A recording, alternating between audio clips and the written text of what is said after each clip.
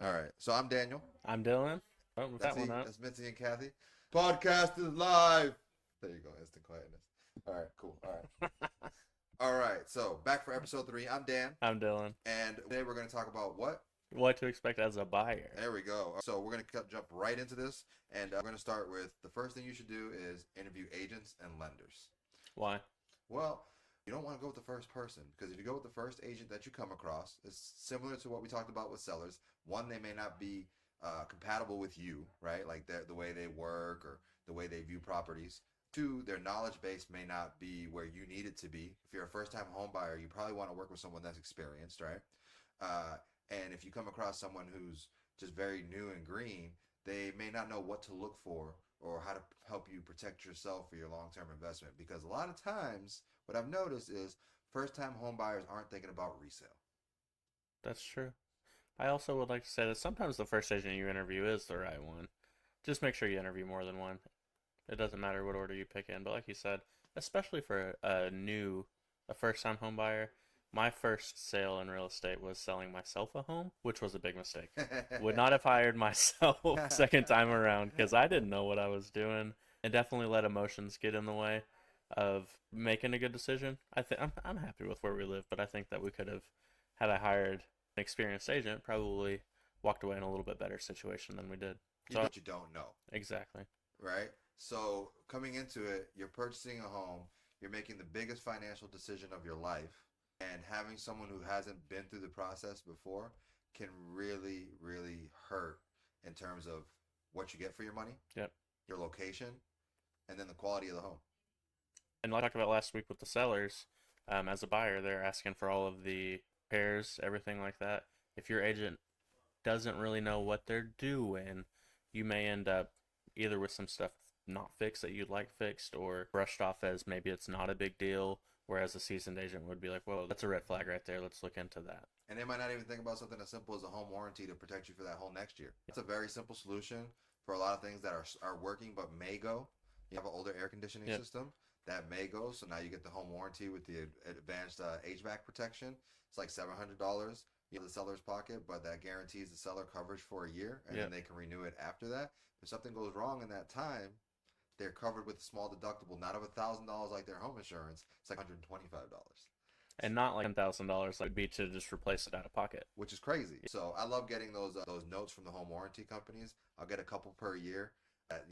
Hey, your customer just claimed the warranty and Yep. saved money Yep. on their air conditioner or on their refrigerator replacement because it covers all kinds of things. So home warranties, one of the few things that I think don't get talked about enough. Yep, and a new agent isn't gonna think to use that as a concession because maybe the seller isn't willing to replace the HVAC because it's $10 or $12,000, but they are willing to, like you said, pay $700 or $800 to get a home warranty so that the buyer, you, are still protected. And like new buyers and recurring buyers, if something's working, it's working. You wouldn't replace something that's Yep, working. yep, So I think when it comes to inspection time and people go through, just because it's old doesn't mean anything. If it's in working condition and it's good and it's maintained, that's not an item to replace. That's not a negotiation point to say, hey, I want this done because of the age. if you want that, buy a new construction home. Basically, if you want all new, buy a new home, right? So you talked about interviewing agents and how sometimes the first agent is the right one. A good thing to add to that is to say recommendations from other people who have used that agent may help you make a better decision. For sure. So if you know someone who's worked with a real estate agent and they come highly recommended, that's another way to find a really good agent. It's not just you going out into the world and saying, because this, like in Northwest Arkansas, there's 4,000 of us. How do you pick the right one? It's a lot of choices. A lot of choices for sure. You want someone that's bilingual? Do you want someone, what language do you speak? Do you want to find somebody that speaks your language so it's easier for you to communicate? There's all different reasons to pick a real estate agent. The other side of that is your lender. It's very important because your real estate agent has a big role in helping you find the house. But unless you're paying cash, you're not buying the house without a lender. It doesn't matter how good your real estate agent is. If you don't have the right lender that's going to get your financing approved, you're dead in the water. Unless you have cash, which Unless most you have first cash. time buyers don't. Right. Maybe someone who has a home that they've paid off the entire home, they have the equity, they're going to have the cash, or an investor who saved a lot of money. But most 20 somethings aren't going to have a cash purchase. Most people are not going to have. Now, it's not uncommon for a cash buyer, but it's not going to be where if I sold my home and I've got some equity because I bought a few years ago, it's still not going to be enough cash It's to one in purchase a home. 25 or something like that. It's not an uncommon thing to run into a cash buyer, but it's not what you typically see. You're gonna come across more people who need a loan, Yes. and it's smart to use the bank's money. Why not use the bank's money? Leverage their money, use your monthly payment, build your equity, resell it in 4 or 5 years, take the equity, get the bigger house that you want, the better house that you want, or if it's time to downsize to the other house. Whether you, because some people come into this at 35, their kids are older. Well, more and more the average age of home ownership is increasing for one reason or another. That's probably say because of the cost of homes have risen so much and so rapidly. We could get into that. It'll be another day for another topic. So what should you look for whenever you're interviewing lenders? Similar criteria. So you need someone who's going to be knowledgeable. You need someone who is going to be able to guide you through the different products that they have. And you need to get to know those products, right? So for a first-time home buyer, one of the most popular loans is an FHA loan, right? And that's the Federal Housing Assistance Loan. So that's 3.5% down of the purchase price for whatever home you choose. And that becomes very affordable for people. And then with that loan, you can ask for up to 3% in closing cost concessions from the seller to help you get into that home at a lower cost, right? Then there's a 0% loan, right, where it's 100% financing. So with 0% down. So that's the rural development loan, right? Or a VA loan. VA is for veterans. The rural development, you have to be in a rural development area. Which is crazy because places like Centerton could be considered the Bella Vista can be considered RD. So in Northwest Arkansas, RD loans are really a pretty viable option. You're not going to buy in Bentonville. You're not going to buy in Rogers or Springdale. But if you kind of live in the ancillary, you want to use that RD loan. You want to work with a lender who has quite a bit of experience with RD, because those sort of loans, VA and RD especially, and I'm not a lender, but have more strict requirements than a conventional or an FHA loan. And they'll tell you, the lender will say, you need this credit score, you need this much you need to look like this for your debt to income ratio. So there's going to be different factors for the loan. So educating yourself on those loans, getting with the lender and asking about the different loan types that fit you are going to give you the best opportunity to get into a home for the lowest amount of money. And a lot of folks think they can't get into a house because there's a myth that you need 20% down to get into a home loan. Where if you have really good credit, there's conventional offers out there for 3% with no private mortgage insurance. I bought my house and we got a $20 check back at closing because the lender that we worked with had certain products that paired up worked really well for us. We didn't have any money. So there's down payment assistance programs that not all lenders offer. If that's something that you need, you got to find the right lender for that. There's a bunch of if you go to a conventional bank where they don't have a big mortgage department, they'll probably have FHA, RD, and VA. But then you talk to a mortgage broker, and they've got a lot of different programs they can offer because they have investors that are buying different loan products than a typical bank that would either hold it in-house or sell on a smaller secondary market would have. And I've done both ways. So my first home loan was a veterans loan. VA ended up getting $400 back on that one from the legal cost and it was some other thing, but we ended up getting $400 back. So that was nice. Bought a lawnmower for my first house. And then I've done the in-house loans where we purchased a home to remodel. We put down together, me and my partner, $18,000, but we got $12,000 back at closing for the repairs. So really, it only cost us $6,000 to get into that property. Right. You know what I mean? And then they gave us a loan with interest only of $50,000 to finish the repairs. So we got $18,000 back at closing plus the $50,000, so we had $68,000 to play with in order to get the home up to date, fixed and flipped. So like I said, every product is different for every situation. Yeah, so there's situations that are the same, but a lot of the time your situation, while it seems a normal situation, is going to be different than someone else. So it's important to talk to multiple lenders, figure out what the best product is for you. That goes back to your realtor too, though. So, for example, you're a couple, you're a young couple, and you want to buy your first single family home, right? And you're qualified for $230,000. But if you were to purchase a duplex, you might be qualified for $350,000 because you're getting the rent from the other side of the duplex, right? And that could be a really good stepping stone where you only have to stay there for a year in order for you to build up enough equity to be able to rent both sides. And now you purchase a better single family home the next year while continuing to own your duplex. So there's a different situation for every single person, but I think a lot of people don't realize that under those FHA guidelines and options, that if you're purchasing a duplex, they actually take that rental income into account. So even if you're approved for a certain amount, you may be able to pivot, make a different decision for a little bit of time to put you in a better situation later. That's what happens working with seasoned realtors. Right. You got realtors and lenders both, because a lot of the times, especially if it's a lender who just gets a ton of business, they're going to do the easiest thing. They're going to get you a $250,000 pre-approval on a single family home and tell you, hey, this is what you can get. Whereas if you talk to another lender, they may be like, listen, I can get you insert options here. And then you have something to choose from that fits your situation. And that's where you need somebody who's going to sit down with you and really care about what you're doing and be invested in your future. Because I want repeat clients. I want clients in 3 years that's making a new move. They're going to say, hey, Dan really went above and beyond. He really looked out for our best interest. Let's go back to Dan. Absolutely. And that's really where it comes into play in terms of where we talk about interviewing your agents. Yep. Do I have an agent who's going to ask me what I want to do and guide me? Or do I have somebody who's just going to be like, well, what are you doing? Want to buy a house? Here's a lender. Just, just run you through the process as fast as they can. Right. Which isn't to anyone's benefit, because you're probably not going to end up with what you could have had. All right. Well, I think that covers section 1. I believe so. Section 2, get a pre-qualification. This one is without doubt the biggest one, because number one, can you buy a home? Wouldn't it suck to go look at 10 different homes and then find the one that you want, go to write an offer, get a pre-qual, and you don't make enough money? Your credit score's not high enough. Or let's say you do, you're pretty confident, you've got a 720 credit score, and you and your spouse make $120,000, don't have crazy debt, so you assume going into the process, I'll be able to buy a home. I'm comfortable paying $1,800 a month, and I did a mortgage calculator on Google, and it says that this is how much home I should be looking at. And then you go spend all this time, and you find the home that you love, and then that's when you need the pre-approval. You call your banker that hopefully you've interviewed a few of, and they say, listen, you're approved for $100,000 less than what you thought. And now every single home you look at after that sucks. Devastating. It's not a nice home anymore. Devastating, because that's such a large gap. Even a $50,000 difference can make such a big difference in either the home or the location. It could be 500 square feet.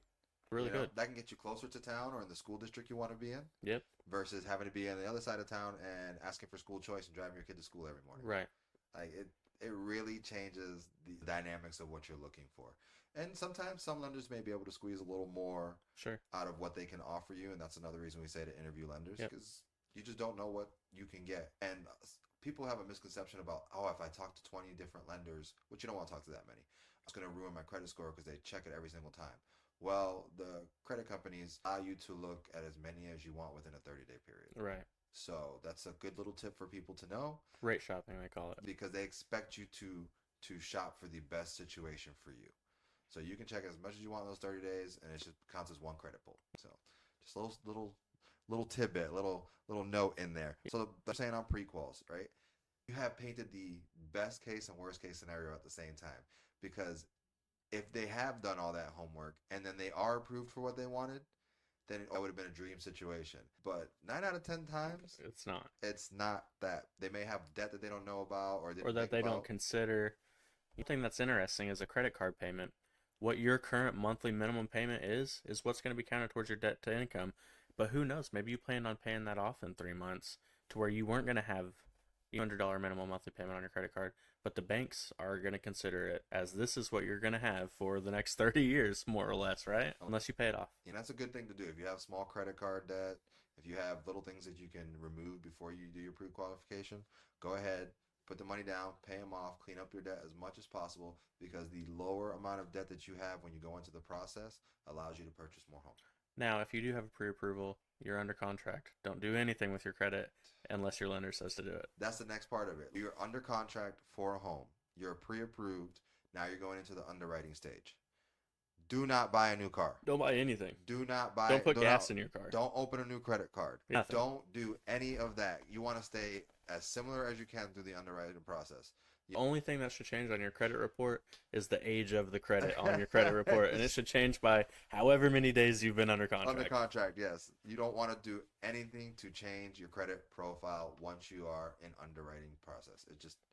Unless your lender says to. If your lender says you need to pay this off, do it. Yes, but that's a payoff. That's not spending money, right? So you don't want to spend. You need to be very disciplined during the process, because I've seen people get to closing. It's never happened to me, thank God, because I coach my buyers and my sellers.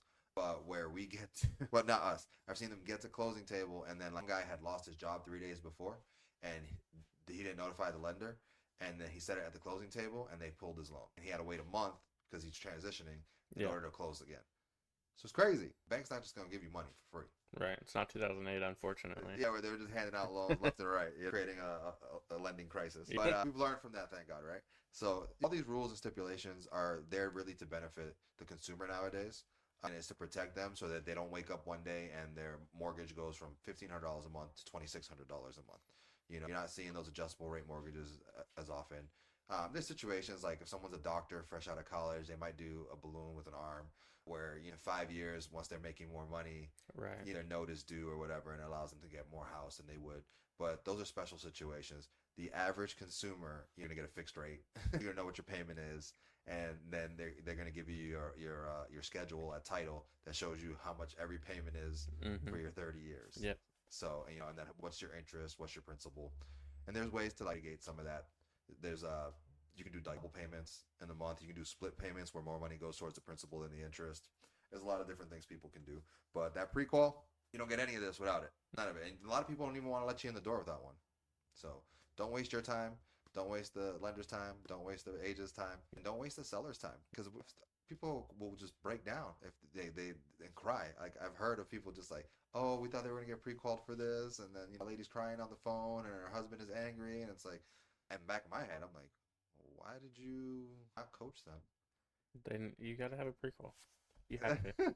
It's the number one thing. Know what you can buy. That's Know really what what you it can comes buy. down to, right? Yes. Know what you can buy. Your buying power determines where you can live. And whenever we started our home search journey, we weren't ready financially, credit, income, etc. If you work with a lender that wants to do business with you, then they'll coach you to tell you what you need to do in order to be eligible. Or let's say, for example, in Northwest Arkansas, $300 unfortunately doesn't really buy a whole lot of house anymore.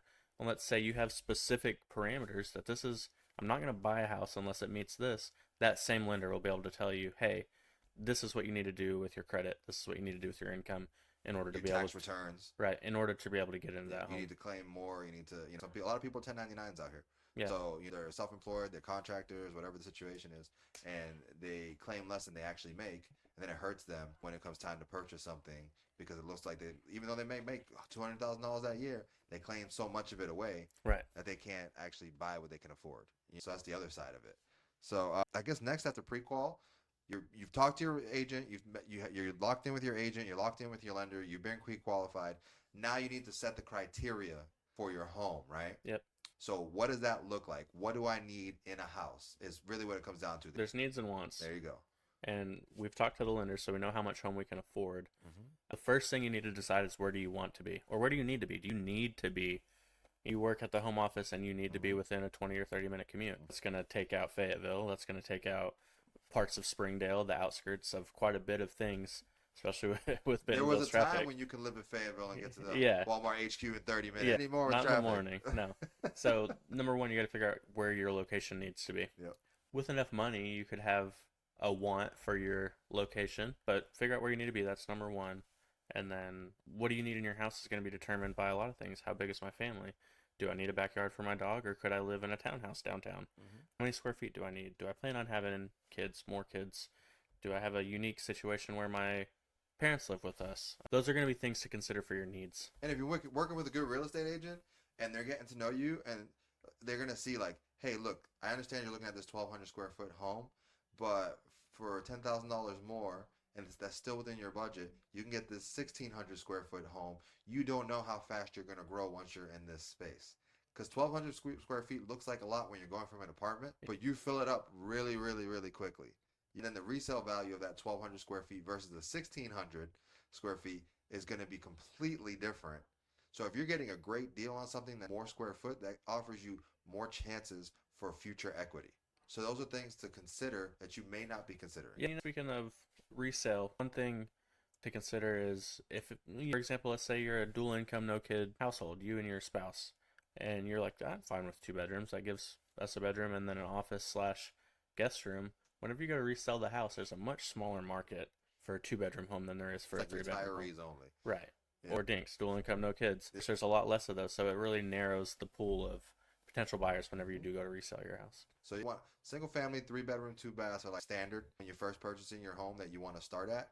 If you can get a fourth bedroom, if you can get a larger yard, if you can get these other, maybe a covered patio, if you can get these things, because a lot of people put character into their homes over time. Mm-hmm. So first time home buyers, new construction can be really, really nice for them, right? It can, because you got things like incentives from the builder or from their preferred lender. A lot of the times, especially with big volume builders that are moving into Northwest Arkansas, they'll offer things like $10,000 in concessions, and then maybe the preferred lender will offer a $3,000 closing credit.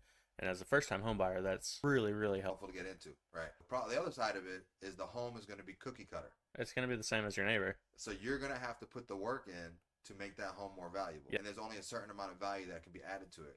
Where if you walk into a little older home, maybe they already did the covered patio, really nice fenced yard. They've done the landscaping work. They've added maybe they added square footage to the attic area because it was able to be finished. There's just different things that people will do with a resale home that you can usually get for a little better value. If you spend just a tad bit more than you would have maybe on that new construction with the incentives, you're getting a lot more. Because the new construction lots, too, are going to be smaller. So if a backyard's important to you, it's just certain things. If certain things are going to be important to you, and that's where we talk about setting your search criteria, you need to prioritize resale versus new construction. If you want a house that nobody's ever been into, you're like a new car person, you should not waste your time looking at resale homes. Right. You're not going to like the way every house smells when you walk in it. You're not going to like the dings and dents in the trim. You're not going to like these little things. People are living in it. You're just not going. They're not going to appeal to you. So don't waste your time. And setting that search criteria is going to set you up for success or failure. And if you don't do it, then you're just going to be willy-nilly. You're playing darts is what you're doing when you don't set a search criteria. You're going into every home. And it's okay, I guess, at the beginning of your search to leave it more broad, because especially if you're a first-time home buyer, you have no idea. You think this is what you want. You think you want 3-bed, 2-bath, and 1,500 square feet, but is that enough space? I guess look at a few homes, and then it goes back to the one thing that can't change is don't waste time if it's not in your location. That's the most important thing. Yep. And then from there, determine how many beds you need, how many square feet you need, how big your yard needs to be. There's some things that maybe you or I would think is a want, but is an absolute deal breaker for other people. Like someone has to have a gas stove. Don't look at homes with an electric stove. It's probably not going to be worth it for you to run gas. It'd probably be cheaper just to find a home that already has one. Yep. So there's things that you need to just determine, is this a want or is this a need? Yeah, no, 100%. And I think adding to that, it's okay to have wants. If you can afford it, it's okay to have. If you want a pool, know that in Northwest Arkansas, it's going to be very limited in options. You're going to pay a premium for them. But you can always consider a subdivision that has a pool in it, and then you don't have to maintain it. So there's a give and take there. I want this thing. Do I want to pay for this thing? Is where it comes down to. So if you can afford it, it's in your budget, everything works. Okay, fine, it's your home. But just realize there's other ways to get what you want without having to pay the extra expense for it. Move in next door to somebody who has a pool. Let them clean the pool. You just jump in it every now and again. It's like having a friend with a boat. That's what you want. You don't want a boat. You want a friend with a boat. You don't want a pool either. No. You want a friend with a pool. The maintenance on these things sometimes you don't take into account. Yeah, needs versus wants is very, very important. You need a certain amount of rooms. You need to be in a certain location. You need to stay within a certain budget. Absolutely. And compromising those three things will make your home search much harder. So my advice is find out what's most important. Start with those three that I just noted, and then you can get into your wants list. All right. I think that kind of sets up the criteria portion. Now we're going to get into viewing homes, negotiations, and making offers. So we've done everything. We've seen 10 or 12 homes in my location. All right. I have locked in the 2 or 3 that I'm most interested in. What is my next step here? If I had it down to 2 or 3, first off, as a buyer, we're in a pretty interesting time where, depending on the price range, you either have time to go look at it a second time or you need to make an offer on it right now. If you have time to look at it, and that's typically going to be there's a price range that's going to differentiate between whether you have time to look at it twice or not. If it's $250,000, you don't have time to look at it twice. But if it's a little bit more expensive home, and if you have 2 or 3 in mind, go look at them again. That way you're not comparing 12 homes, you're comparing 3 homes, so that you can decide which of those 3 are the ones that you want to put an offer on. Let me cut you off real quick. Sure. What is, like, you're coaching someone, right? You're working with them one-on-one. what is your advice to them when you're going through the home search process with them? You're seeing a couple homes already. What are those conversations like? And what are you saying to them?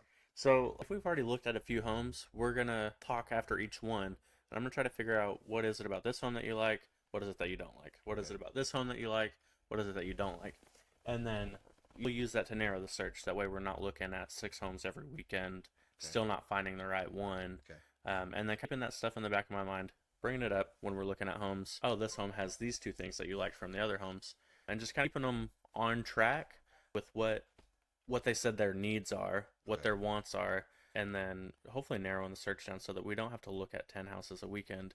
Because when you're looking at that many homes, they can all Well, just start yeah. to blend together, and you don't really remember which ones had the countertops that you liked, but didn't have the big enough closet. You start to blend together. So Okay. it goes kind of to keeping your needs and wants in check, and try not to overwhelm yourself No, it's all good with too advice. many homes. I do. I like to be fun. I like to play games with everything I do. I've learned a little technique. So we grade every home on a scale of 1 to 10, and if it's below a 7, I train the buyer to not even consider it. That's a good idea. 7 to 10 is the grading scale. If it's an 8 or 9, we're talking about making an offer. It's a 10. We're trying to make an offer right away, right? Because they've agreed on what they want. Because a lot of times you're dealing with two people. Right. You're not dealing with one. Yeah. You're dealing with two people, and one may be the quote unquote decision maker, but the other person has a say, and they're gonna say, "Well, I really don't like this because of that," and the decision maker is gonna want to placate that person because they have to live with them, right? So if you can get them both on the same page, and they're like, "Well, 8 for me, it's a 9 for me," it kind of narrows down the scope of what they're looking at. Maybe they don't like the way a certain sink looks or a toilet, and people can get distracted by those things. But if the overall is picture of what you're trying to get for them, they can sum it up to a number. Helps them picture like it That's lives true. there, right? Yeah.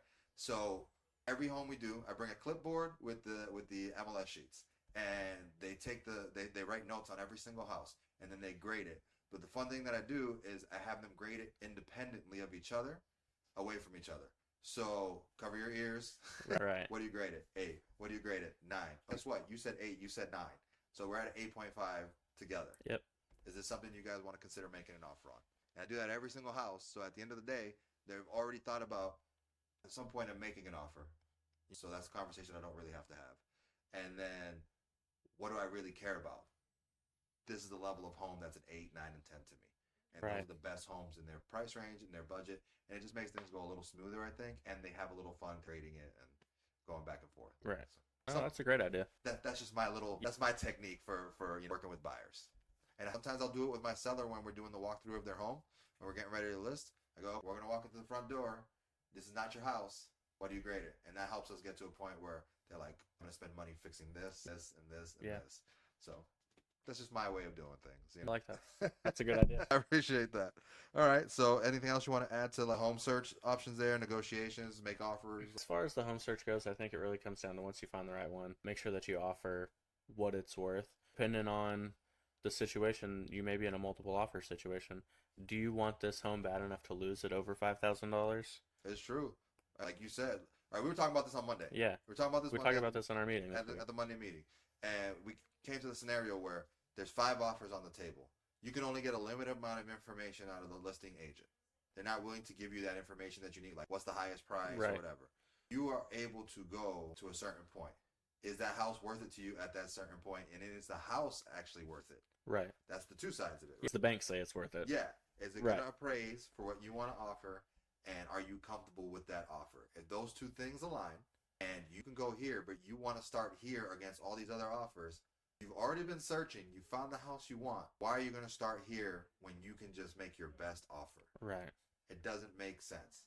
Because once it's under contract until it either closes or something happens. And by the time something happens, you've probably already found another home anyways. Exactly. And then what are you going to do? Stop that, go back, start over? No, you've already made your concession that I like this other home now. So it's not a good idea to give up on the home you actually want. If it's the one that you want, make your best offer. And if it doesn't work out at that point, at least you can sleep easy at night saying, You did everything you could. exactly. Yeah. And if your agent's like, well, multiple offers, we should still ask for a bunch of concessions and we should do this, the chances of you getting that home go down with every single thing you asked for with the discounted price because other people are going to want it more than you. And if you say you want it more than them, you need to step up and show that. It's really what it breaks down to. And then that comes down to negotiations, right? how good is your agent in those situations? Is your agent going to roll over? Is your agent going to try and get the information? Try and make friends with that agent, because building those networks and those relationships in those situations matter, because you might get a tidbit of information that slips out that the other agents don't get, or they don't know how to ask Right. to get that information, right? Because a lot of things come with asking. Closed mouths don't get fed. You ever heard that? Yeah, no, that's true. So if I'm on the call, if I'm on the phone with an agent, I'm gonna say, is your seller allowing you to say what the highest offer is currently? Oh, well, you don't really do that. Oh, I understand, but have you talked to your seller to see if you could get that information? And if you haven't, would you mind asking them? Because we really like to know, so we know where we need to come in, so we can give you the best offer. And a lot of the time, it doesn't even come down to just money. One thing that I like to Yep. ask agents is, and I'll word it differently depending on the situation, but is there one thing that would make this offer more attractive than another offer? Because maybe this person, maybe the money's fine. Maybe they've got $500,000 in equity, and a $5,000 bigger offer really isn't going to make that much difference. But they need to close in 3 months versus in 30 days. Yep, the delayed closing, delayed occupancy. Or not a delayed occupancy because they don't want to close until then. They don't want to rent the house back from you. Or maybe they know that there's going to be some repairs, so they're going to request a non-refundable deposit. Yep. You don't have the cash out of their pocket, so they'll ask And for that's that always deposit. a good idea, to add a deposit or some earnest money. Yeah. Show you have skin in the game and you're serious about this. Definitely. Because if I'm looking at two offers and one of them's giving me $5,000 up front and I don't have to give them back that money, things go south on the inspection. Well, then that's something that I'm more looking forward to, because you still got bills. And if you take your home off the market, you're still making that mortgage payment. So, like you said, having those extra concessions that you're giving as a buyer rather than trying to take from them, Right. can really make a big difference in a multiple offer situation.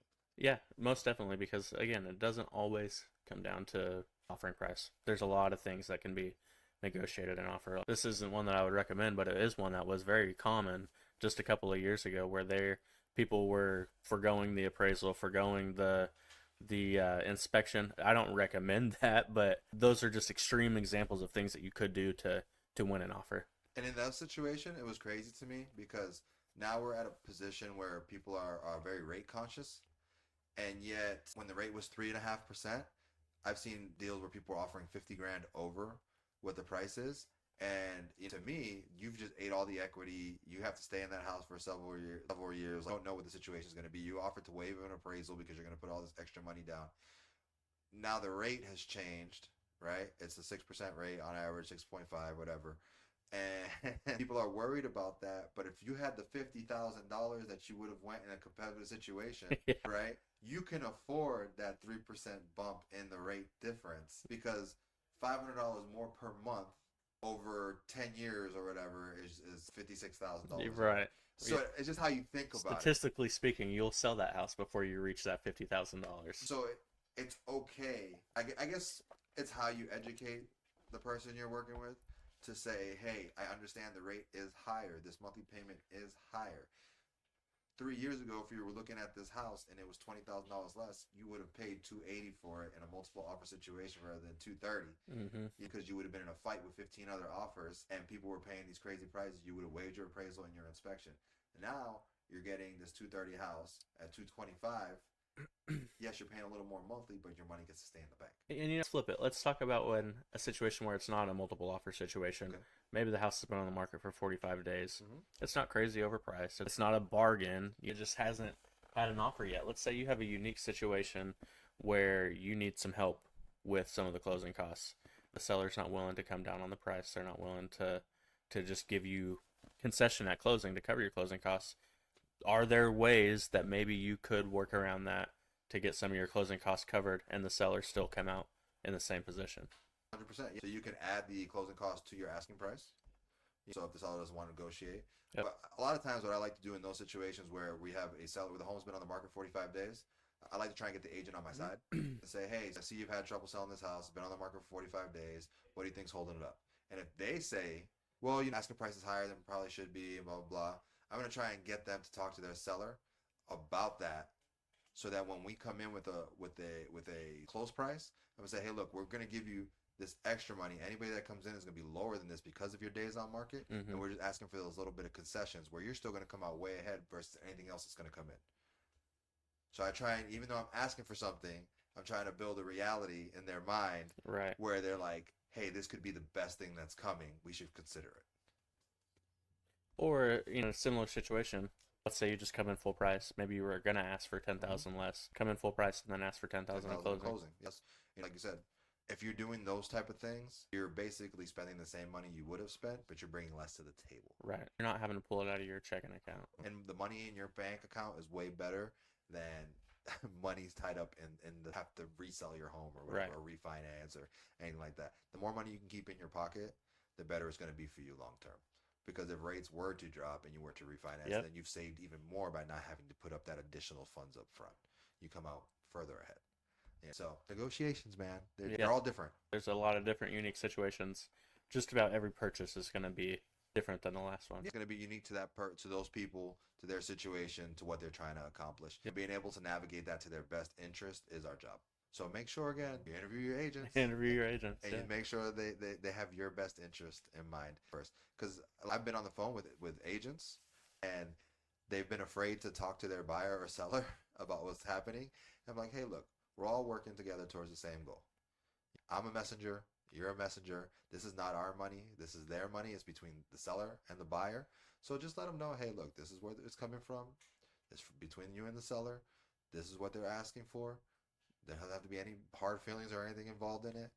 What's your answer? What are you thinking about? Speaking of being between the buyer and the seller, last week we talked about sometimes sellers letting their emotions get into it and blowing up deals. A lot of the times with the buyer, it can have the opposite effect because you're not the one that's going to be receiving all the money, so you want all the money you can get. As a buyer, you want that house. As crazy as it sounds, your emotions are going to get involved, and you want that house, and you probably would be willing to do some stuff that you shouldn't do to get the house. Yeah. So you need to trust your agent to tell you, hey, calm down. I know you want the house. We'll get the house for you, but there's no reason for you to go back a couple of years ago, offer $50,000 over list price, waive your appraisal, waive your inspection. There'll be 'Cause another one if that's the case. in the long run, it's not worth those sort of things. Yeah. So try to keep your emotions out of it. The fear of missing out, that FOMO, or like, will I ever find another house like this? Oh my God, it's just, I really love that house, Daniel. And it's like, I understand you love this house. You will love another one. This is the right one. And I've had situations where we've made an offer and the seller doesn't like what we've put on the table. And then 2 weeks later, the house is still on the market. We go back with the same offer and it's accepted because it's not moving. You know what I mean? Yep. And that realization, that longer time on market, oh man, people coming in and out of our house. How come nobody's making an offer? You know, well, we haven't had an appointment in 5 days. Nobody came to the open house. All those things start adding up in a seller's mind. So they may not consider it today. They might consider it tomorrow. Tomorrow's not the same as yesterday. So don't get so discouraged if you're a buyer. It's a tough thing to do to purchase a home. There's a lot that goes into it. But if you can put your emotions to the side, just make good decisions for what you're trying to accomplish, it'll be a lot smoother for you. Yep. Because like you said, people do get emotional. They do. All right. So now we're under contract. We've done most of the negotiations. Everybody's feeling good. And now comes the inspection. I thought we were done with negotiations. Oh, we were done. Now comes the inspection period, right? So for agents, lenders, everybody, this is usually the most tense part of a transaction is the inspection period. So I'm going through one right now. Fortunately, I have really good sellers, and we did a lot of the work ahead of time. It's inspections today at 12:30. I'm expecting there to be a list of stuff that we need to do, but we had the septic inspected, and it seems there's a leak, so we need to replace the septic tank. Oh no. So that is a cost that we spoke about and we knew about, but it's still a chunk of money out of their pocket that nobody really wants to spend. But that's a situation where every single buyer who comes to purchase your home will ask for that to be replaced because nobody wants septic water leaking into their drinking water. You know what I mean? And their soil in their backyard and contaminating it. So no matter what, it's a safety hazard for the seller and the next buyer, right? So it's something that has to be taken care of. So just be prepared for an inspection that there may be something. There's gonna be something. Yes. As a buyer, There's going to be things that you want, right? What I'm getting to is there may be something that you have to do no matter who the buyer is. right. And the sooner you can wrap your mind around that, regardless of the cost. As the seller. Yeah, right. So everyone's going to ask for that thing. And as a buyer, if you notice something like that, that gives you a little bit of leverage because everyone is going to ask for that thing. So you should get that done. Last week we talked about, as the seller, having every single time you get an offer, it's going to be a list this long of repairs. As the buyer, don't be afraid to ask for that list. Yes. Because if the seller's agent is doing their job, they're priming them to know, hey, there's going to be a list. It's going to be a mile long. Even if it's a new construction home, it's going to be a mile long. Yeah. So as a buyer, send that list that's a mile long. And who knows? Maybe the seller's in a position where they have to sell it and they're nervous that anything that we don't agree to is going to kill this deal. Maybe they'll fix everything. Maybe they'll paint your car as part of the inspection. Worst case scenario, they don't agree to everything, and then you get what you truly needed to be done out of the deal. And you should ask for everything that's important to you. You may see a few things on there that you're like, it's not worth it, and that's okay. But everything that is important to you to be ready for that house to be ready for you to move into, you should ask for. The only thing they can say is no. There's a lot of small things that if I was to buy a house today, I'm gonna ask for. But if they told me no, I'd do it myself. Yeah. If you're still gonna buy the house. I'm still gonna buy the house. Yeah. If there's receptacles that need to be replaced, they're $1.50 each. I'm gonna ask them to do it because I don't want to turn the breaker off and change the outlet, but I'm gonna ask them to do it. Why not? Maybe they'll tell me no. Maybe they'll tell me yes. A lot of times people are gonna do these things because they think everyone's gonna ask them for it anyways. And people care about their house. In general, people just care about where they live. So they're not gonna want to turn something over that they feel is not ready for someone to purchase. So a lot of times these lists are long, but you'll get most of it. A lot of the time you will. You'll get most of it most of the time. I've had situations where guys like, I'm not fixing anything. Well, I like to give an A and B option whenever I send these long lists. And I always ask my buyers, hey, if they don't want to fix anything because it seems overwhelming, what's a cash concession that we can ask them for that would be okay to you? Is it $2,500? Is it $5,000? What's a number that we can take off the current price that we've negotiated that would make you say, I'll fix all this myself? It might be $5,000. So I'll give them $1 to fix all this, or in lieu of repairs, $5,000 to be reduced from the current asking price. Or we can take it back to the negotiations from the beginning. Maybe we not reduce it from the price. Maybe we use that concession for closing costs. That way you don't have to take the $5,000. You keep the $5,000 that you were going to spend on closing, and you can legitimately use that to make the repairs. I know a lot of the times people ask for cash in lieu of repairs. And those repairs never get done. They put the money in their pocket. They go on vacation, whatever. And then 5 years down the road, whenever you go to sell your home, now you're getting the request to replace those things. And you can always, another option is you can have people hired. You get the quote. So you have your inspection, you have your repairs. Seller doesn't want to do anything. You give them the A/B option. And now you can have that cash left over at title to go to the people that you hired to repair it. Right. You can leave it in escrow so that you don't even have to be responsible enough to put it where it's supposed to be. You don't have to touch it. You like the money from title. Whoever you hired to make certain repairs, they come, they make the repairs, they go pick up the check from the title company. Everybody's happy. You got your stuff fixed. Seller moved on. Everybody's good to go. So there's a couple different ways to deal with the inspection portion, but that's usually the most tense situation. And then there's the lender side of it where they may go do the inspection appraisal for like HA, and there's lender required repairs and that you wouldn't even have asked for. There's nothing that you as the seller can do. You have to fix this. If you want an FHA eligible loan, what does it say? 6 months is how long the FHA? 4 months? 4 months, yeah. So if you want to sell that home within the next 4 months. But as far as I know, it's 4 months. Talk to your lender.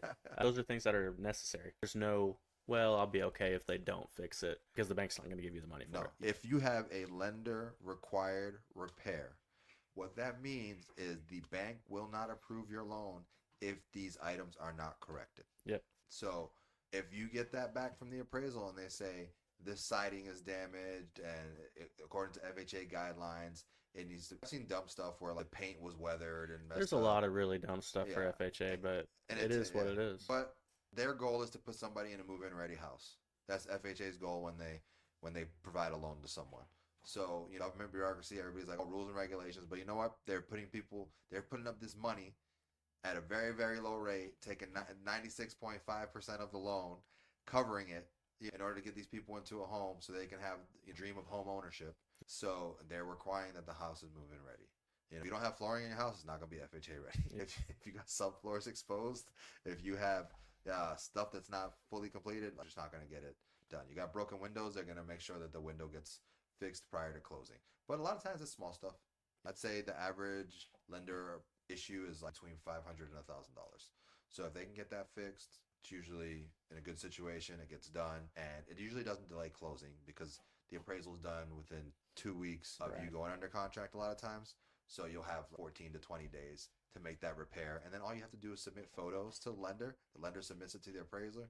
As long as it's repaired, they'll move the loan forward. Yep. So not the end of the world. Not the end of the world, but they're non-negotiables. All right. And now we're in closing.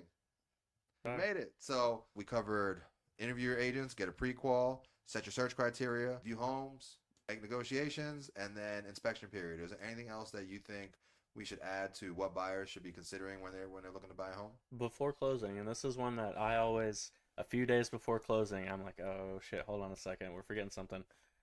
Schedule your electricity and your and your water to be turned on. Otherwise, you're gonna close and you're gonna move in, and there's not gonna be any power, and it's not gonna be on until tomorrow or the next day. So ahead of time, call the electric company, call the water company. I'm closing on blase blah day. Can you schedule everything to be turned on? And your final walkthrough. Your final walkthrough, absolutely. You should do a final walkthrough. I recommend at least 3 days before because you don't want to walk through the day of and find issues.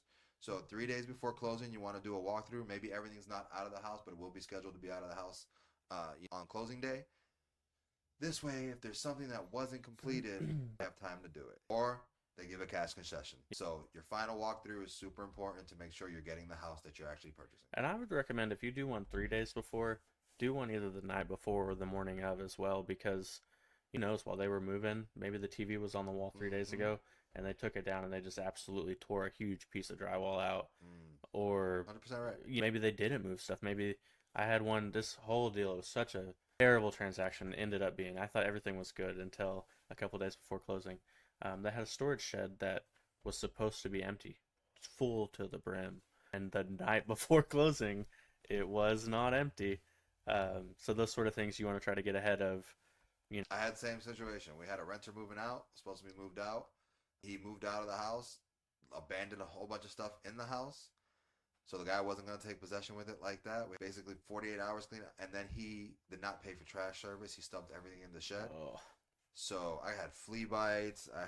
But that shows you the kind of agent I am, that I'm there with my seller, Yeah. with the dump truck, literally loading up dirty diapers, like dry heaving to get this house. I clean the house myself with the seller. I will do whatever it takes to make sure we close on time. But I've been in that situation too. And I had communicated with the renter nonstop. He had another place to go, and he just left everything. Just abandoned the place like that. We didn't push him out. right. You know what I mean? It was a 90-day situation where he had his notice. He was month to month. And they're like, hey, they're looking to sell the house. This guy's going to want to move into it. So lease is already up. We're going to give you 90 days, not 30. You gave him 3 months to get his stuff together, and he left the house like that. So you can't help some people, give some people enough notice. But they left us cleaning out months old trash. That also comes down to the seller not paying attention to their property. But representing the buyer, like you said, you want to make sure that a couple of days before closing, you have an idea of what needs to be completed. Yeah. And then, like I said, I always recommend night before, the morning of, do a final walkthrough to make sure that those things that you looked at 3 days ago are done. We're good. Luckily, a lot of people have the house kind of empty in those last couple days. Yeah. So when you do walk through, it's similar to what it was. But they're living in the house still. Yeah. Something can go wrong. They can be moving a washer and Flood tear it. up a door frame. Just anything can go wrong. Anything can go wrong. So make sure you take care of those things. Make sure you take care of your utilities ahead of time. There's companies that will do that. And there's even like programs where if you're moving into a new home in a new area, they'll give you cable for free for 3 months. They'll That's do true. all kinds of cool things. And whenever you get the time-sensitive letters in the mail, every five a day, talking about your mortgage, just so you know, it is insurance. It's a life insurance policy. It's not that time sensitive. Don't worry People about trying that. to get money out of you. So don't pay attention to those. Just pay attention to what your lender tells you and your agent tells you. Yeah. You should be, if you have 2 good people having your back, should be a nice, easy, smooth transition. That was a lot of this was advice for new buyers.